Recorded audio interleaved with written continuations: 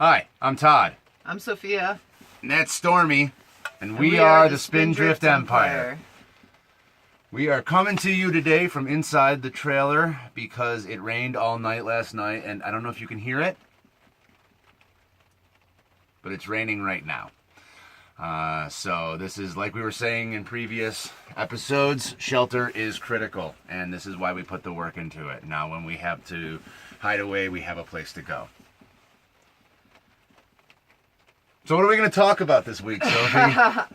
Well, we were going to do our video in Mexico, in Agua Prieta, yesterday because we're away from home for the holidays, and that's always a little rough. So it didn't really work out very well, though, because we went to Agua Prieta, and the town was very, very quiet, almost eerily dead, except for, like, some unsavory-looking characters who, you know, didn't seem to be home with their family for the holidays either, and we kind of got a bad vibe off of it, which was really disappointing because we don't buy into any of the hype. So after that, we walked around Douglas, Arizona, which is the border town across in the U.S. side. I'd like to apologize in advance if any of our viewers live in Douglas, Arizona, both for what we're about to say and for the fact that you live in Douglas, Arizona.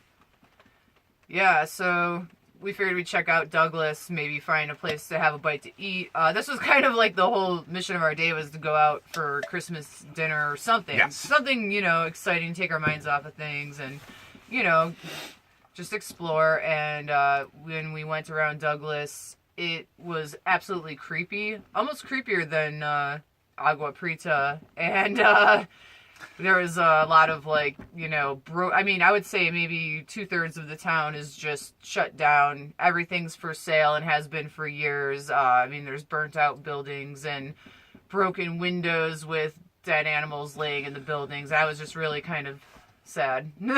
It was a very strange experience because when we parked at the visitor center parking lot. And then we walked, as we decided we really enjoyed to walk across the border instead of drive across the border. There's a lot less hassle. It's faster by an order of an hour both ways sometimes. But whatever.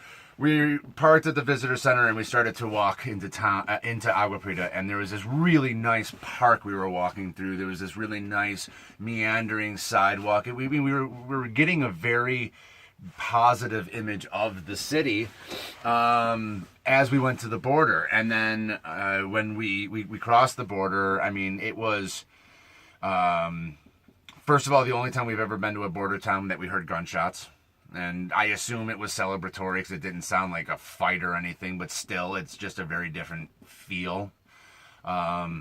We walked into the city. We expected things to be very quiet. It was Christmas Day, so we expected things to be very quiet, but most cities of any appreciable size will have some level of life, no matter what the holiday. And it is a city of 70,000 people, but exactly. I mean, there was very few people out. There was a few old guys on the sidewalk and a few kind of, like, tough-looking guys on every corner, and they were giving us the eye, so. We walked about 5 blocks south.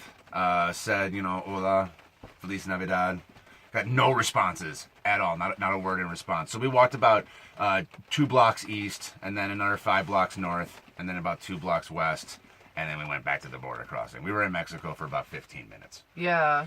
It was a disappointment. We decided then to walk straight up through Douglas, kind of through the main drag where the old hotels, the I can't remember the name of it, but it was built in 1907 when the town was a boom. And that was when we found that virtually everything was empty.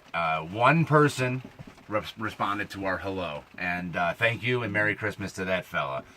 So, a little history on the towns themselves, which might be a reason for their deep decline, was that Bisbee, Arizona, which is about 6 or 7 miles west of Douglas, was the biggest copper mining town, like, in, like, the history of, like, all the pioneer stuff that was going on. So Douglas actually started as a smelter town. When they recovered the ore from the mountains, they would take it to Douglas, and they had a huge smelter that would process the copper for shipment and stuff. So that is the sole reason that Douglas ever existed. And the town of Agua Prieta actually had the Nicoro mine, I believe it was.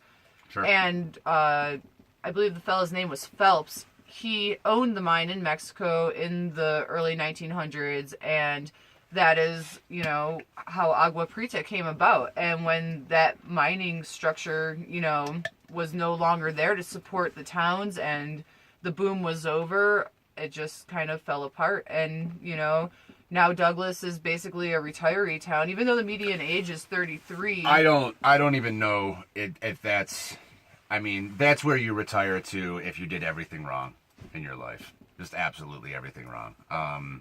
I would highly recommend retiring to Alaska or just about anywhere else that you can have a quick death. It is the most depressing, the most decrepit city we've been to. We've been a lot of places, and it was just dismal. But before we spend this entire episode just bashing on Douglas, Arizona, avoid it. Go through Tucson if you have to. We on the bright side, we did go to Bisbee. That's where I was gonna go. And yeah. Bisbee was a beautiful town that, you know, has a rich mining history, and all the mines are still there, and you can take a tour of the Copper Queen mine, which is the biggest mine there. The road you take in was built like up in the air over the mine. I mean, it was the coolest thing I've ever seen. And even though they've lost their mining, there's still a little bit of mining going on. But let's say the economy is not being supported by it anymore. The people there have taken the town, built it up, turned it into an artist colony that is also a retiree community. But they went the opposite direction. They took something and reclaimed it, reclaimed the buildings, made it beautiful, and, you know, just went in the opposite direction. So we went to the Bisbee Brewing Company. It was great. The lady was a tough nut to crack, but she warmed up to us after a while. So, you know, we got a little info on the beers there. The guy likes to brew, like, historical beers. Yeah. They had a Mayan stout that used a bean called the Maya nut that has been used for 4,000 years to make a non-caffeinated coffee-like drink. They had a champagne yeast drink that wasn't beer. They call it Salute. It's not beer. It's a little bit different. It was perfectly clear, and it was really interesting. And it gave us a chance to have at least a little bit of camaraderie on Christmas. Yeah. Because that's, like Soph said, that was what we were originally leaving camp for yesterday, was to try to, you know, just get a sense of belonging. We found it in Bisbee. Bisbee is, we could do, the kind of city that Bisbee is something that we could probably do a whole bunch of episodes on, because it's something that you don't see everywhere. It was organically grown, it seems. The roads curve, and they're up hills, or wherever paths, like walking paths became roads. They're narrow, one way. Everything is beautiful and unique. And I mean, like a burnt down old building that was just a couple shell brick walls was turned into a free store where people were donating clothes. Sophie even saw a Cabela's sweater for women in there. I mean, it was just like, it felt like a community. It felt like a place where if you were there, you belonged to more than just a zip code. Yeah, a lot of these border towns are interesting, you know, with the changing of the mines and the loss of economy. The towns could go either way, and, you know, with the stuff going on near the border right now, that kind of affects things too. But still, there's people who are poor and proud out there, and they keep their stuff clean, and their buildings, you know, at least presentable and hopefully occupied. So after that, we ended up going to Sierra Vista and had a subpar Chinese buffet dinner. The frog legs were good. The frog legs were good. But hey, you know, you can't win sometimes. So it was an interesting day, and if you go down to the border, check out Bisbee. Mm-hmm. Yeah, absolutely. It's a cool place. Not Douglas. And it was so, like, Yesterday, what we were doing, was trying to... There's a hole in the holidays when... In yourself during the holidays when you're by yourself like we are. And it's fine to be doing what we're doing a lot of the time. And it's fine to be doing it during the holidays. There's other people out here camping. But you feel the loneliness more. And one of the ways that we have found to be most successful to fill that gap is adventure. Yeah. So instead of sitting around camp and kind of moping or going into Tombstone and engaging in what they may have had going, which would have been really touristy and impersonal, we just, grabbed our passports and a handful of pesos and figured we'd try to make something out of the day. And that's what I think is probably the healthiest way to try to recover the holidays when I feel like when the holidays come, you have this like image in your head of what the holidays are supposed to be and what they're supposed to mean in this perfect holiday. And,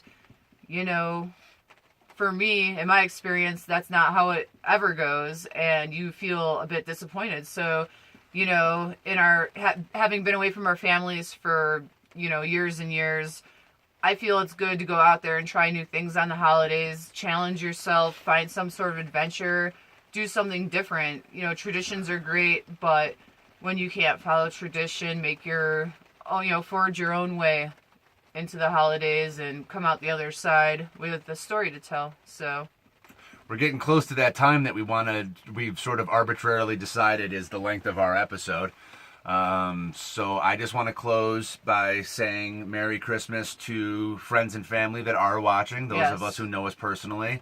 I want to say a special shout out to my nephew Christopher, who's been commenting on the videos and keeping the conversation going. Thank you, and thanks for sharing the word. And I want to say that since the weather has changed abruptly here, and we're looking at low temperatures at night, and when the clouds lift, we're expecting to see snow on the Dragoon Mountains next to us. We might be talking to you next week from closer to the California border. So, maybe. But who knows? You never know what's going to happen. So, don't forget to like, comment, and subscribe.